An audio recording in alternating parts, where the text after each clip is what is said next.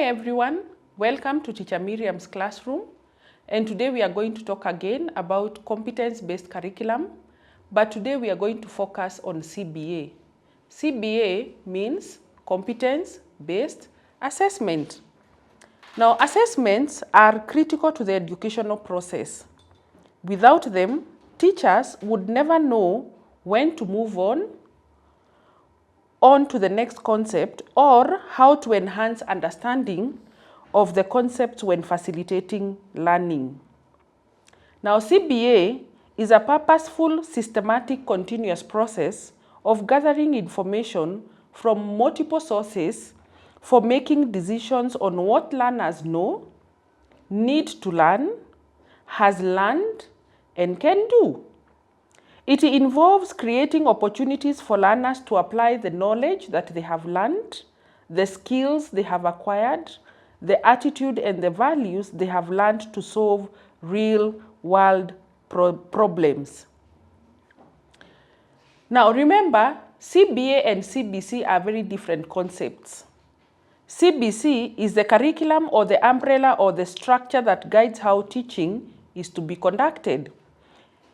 It falls under the mandate of the Kenya Institute of Curriculum Development, KICD. However, competence-based assessment, CBA, is the process of determining the capability of a learner to apply a set of related knowledge, skills, values, and attitudes required to successfully perform a task. And this is under the Kenya National Examination Council, NEC, which is mandated to carry out assessments in the curriculum framework, BECF, based, and remember it is based on the curriculum designs, the CBC designs. Now, I want to talk about the different types of assessments that we have. We have diagnostic assessment, which is assessment before learning. Now, when the teacher is doing diagnostic assessment, maybe at the beginning of the lesson, the teacher can ask questions, and the questions will be able to know, from the responses the learners give, the teacher will be able to know how much the learners know about the content, or what experiences they know, what they know and what they don't know. This informs that the teacher can start now from the known to the unknown. The other type of assessment is formative assessment, which is assessment for learning, also known as assessment as learning. This involves the cards that the teachers give, the RATs, the projects, the continuous projects as learning is going on. And then the last one is summative assessment, which is assessment of what has been learned. It comes at the end. Now, we have got a very good example. We have got midterm assessments and end-term assessments. However, we have SBA, which is school-based assessment, which is administered by the Kenya National Examination Council. We have the grade 6 assessment, KPSEA, grade 9, and grade 12. Now, again, under CBA, we have classroom assessment. This is the continuous assessment, and it is carried out during the learning process. So this is part of the formative assessment. Now, who administers the classroom assessment? It is the teachers. During the learning process, right from pre-primary 1 up to grade 12, we must have classroom assessment. Then we have already talked about school-based assessment, which begins in grade 4 to grade 12.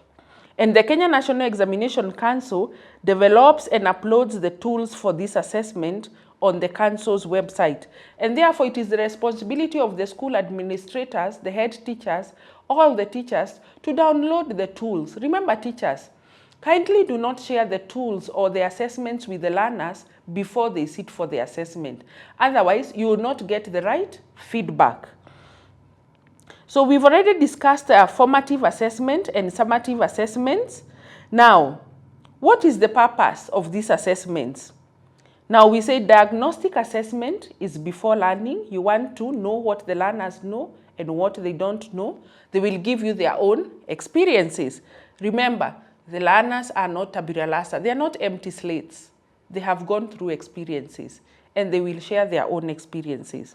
Then again, we have formative assessment, which is during the teaching or the learning process. Remember, teachers, we have shifted from teaching to learning. So as learning is going on, we can as well have formative assessment. Then the last one is summative assessment, which comes at the end of the learning process. I hope you have been able to learn a lot today. We have discussed CBA, competence-based assessment. We have 3 types of assessment: diagnostic assessment, formative assessment, and summative assessment. Thank you very much for attending our class today. I hope you have been able to understand assessment more. Remember, we have also talked about CA, which is classroom assessment, SBA, which is school-based assessment. So thank you very much. I want to invite you to the next class. Asanteni and kwaheri.